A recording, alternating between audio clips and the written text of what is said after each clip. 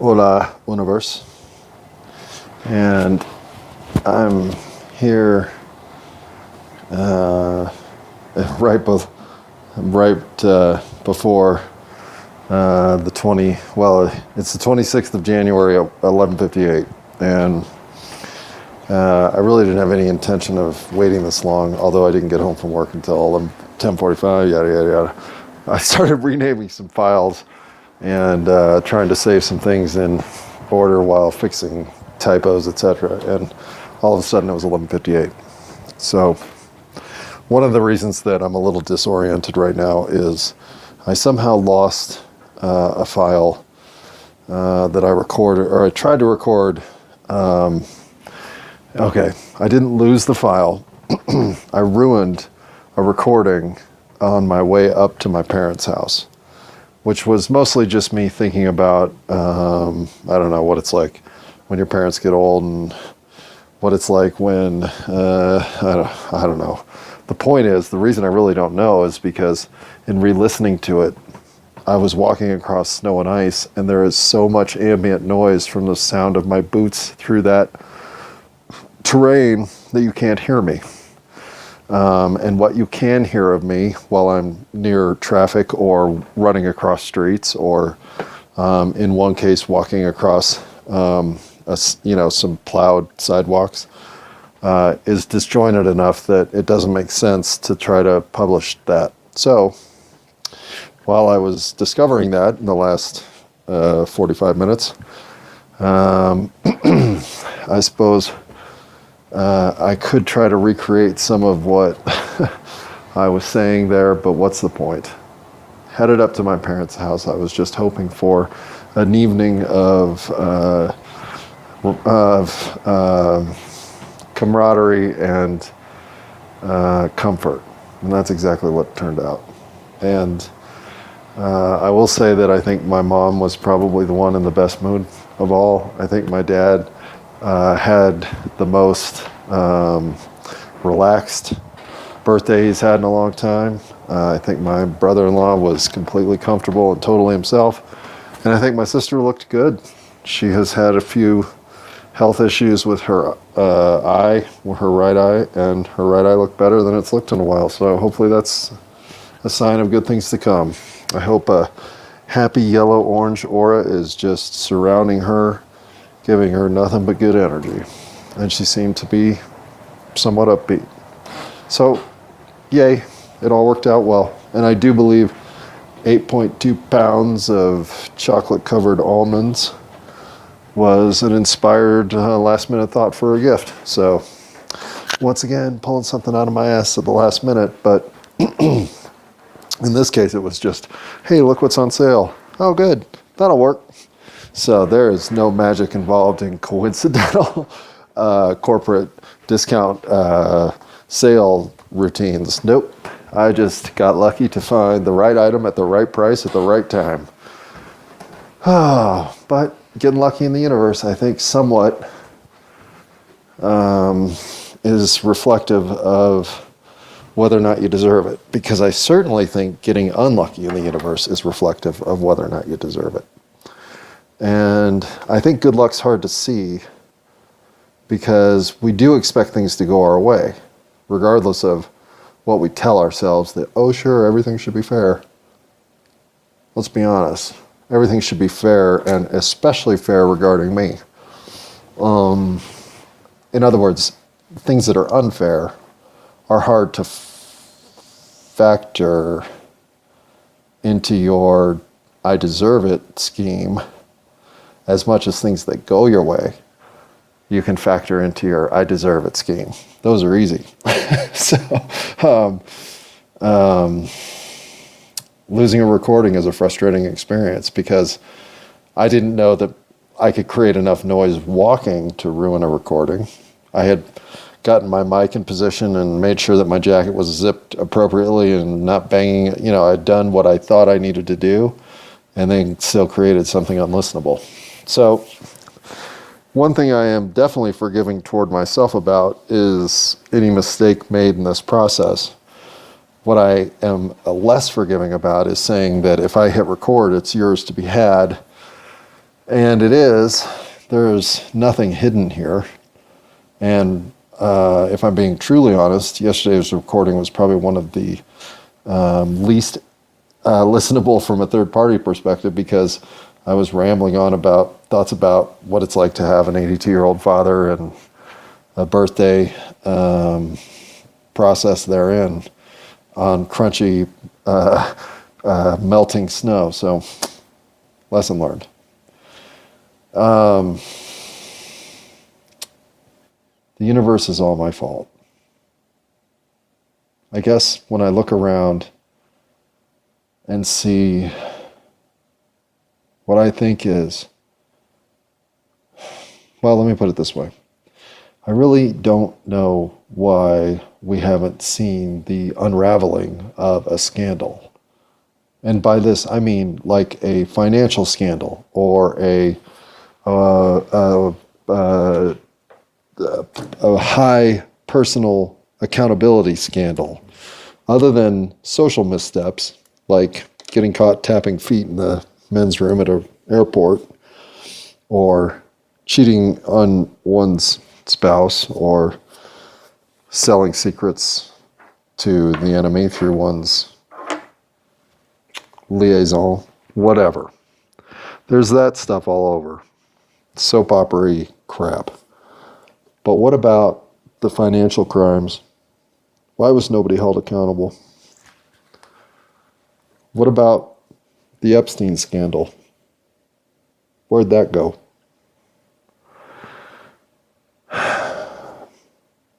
Frankly, what about anything to do with anything recently? Where's the accountability?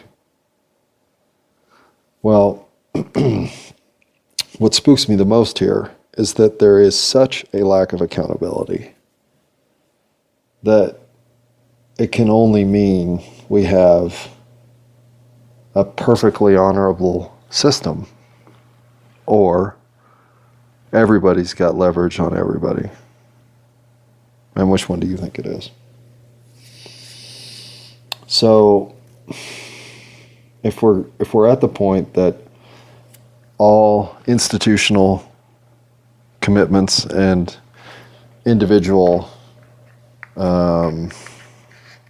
obligations are swimming in a direction of everybody needs to fall in line, because falling out of line jeopardizes the entire dam breaking. Okay, how are we going to get out of that scenario? How's that one going to unfold in a way that doesn't involve massive societal upheaval? Well, I don't know. So, I say I have solutions, right? I do.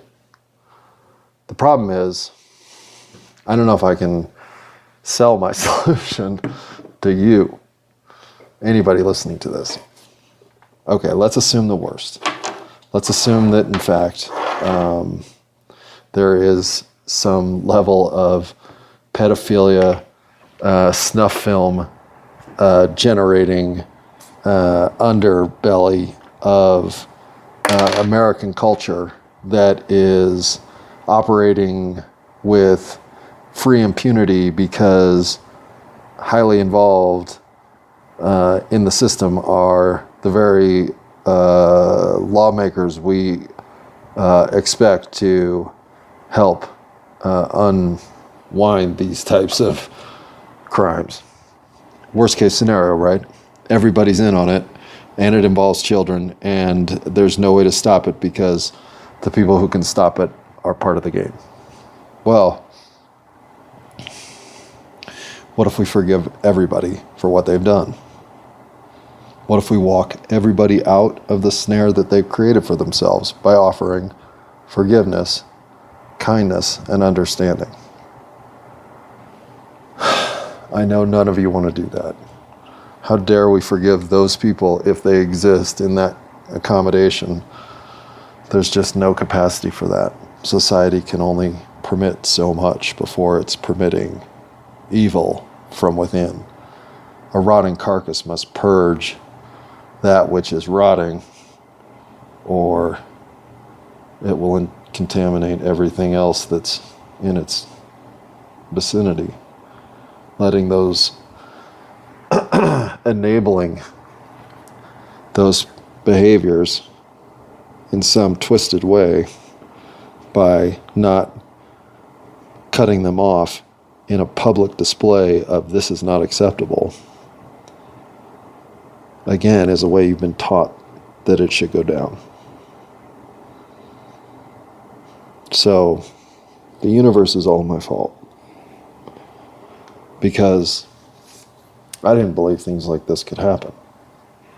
And hey, maybe they're not, right? But something's happening. Scandals. Scandals are, they're just part of human nature. Problem is that in organized human society, eventually somebody scheming gets into a position where scheming opportunity can be realized. And this is why the universe is all my fault. Because I was that guy. Heck, in some ways I still am that guy. I just won't act on those impulses. I see them though. And I think a lot of us do. I'm not pretending that I'm some super, I find the gaps in society guy. I think we all see little ways that if we had less integrity, we would just game the system. Okay. And we don't, because we have integrity. Okay. Until we start to think, yeah, but this system is blankety blanking me. We can talk ourselves into thinking we deserve to take advantage when everywhere else around us we are being taken advantage of. And this is what I fear is truly happening. That we are starting to lose so much of our inner core of what it is to be the wonderful creatures that we are, because we're participating in this onslaught of just needless production for the economic sustaining of what? Again, of what? Monetary value, inflation gains? I mean, of what? What do we need? We need food, shelter, viable transportation, working systems, communications, entertainment, and sustainability, healthcare, education,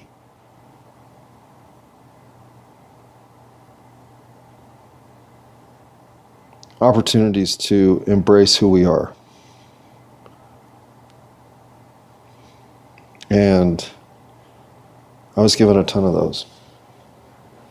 I took advantage of maybe 7, 11, 13 at the most.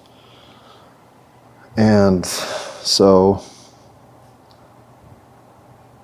by neglecting, again, the wonderful chances that were put in front of me, instead, here we are, left with service jobs. We have contracted our manufacturing sector down to nothing. Innovation comes from where? The military? I mean,